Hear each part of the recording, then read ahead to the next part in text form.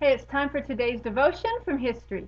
On September 15th of 1963, the worshipers gathered on a beautiful Sunday morning at the 16th Street Baptist Church in Birmingham, Alabama. Pastor John Cross Jr. had his sermon, The Love That Forgives, all ready to go, and he was pumped to preach it. But the sermon was never delivered. Unbeknownst to Pastor Cross and the worshipers that had gathered that morning, approximately 15 sticks of dynamite had been planted beneath the back steps of the church. At 10:22 a.m. that morning, just as the children were walking to the basement from their Sunday school classes, the bomb exploded, collapsing the church rafters, shredding pews, and shattering the windows.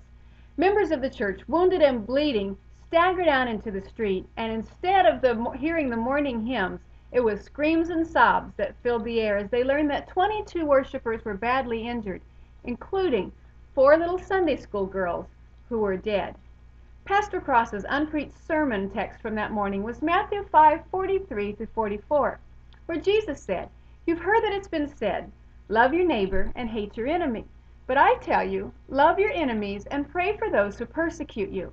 It was a lesson that the congregation of the 16th Street Baptist Church, as well as black churches across this country, had to struggle to incorporate over the next few months as 4 members of the Ku Klux Klan were found not guilty of the bombing, while evidence was suppressed in the trials. But it was this bombing and the deaths of those 4 little girls in that Sunday school that marked a turning point in the 1960s civil rights movement in the U.S. and built support for the Civil Rights Act of 1964. But some of the things that Jesus instructs us to do in the scriptures are hard. Loving and praying for those who treat us wickedly is one of those hard things.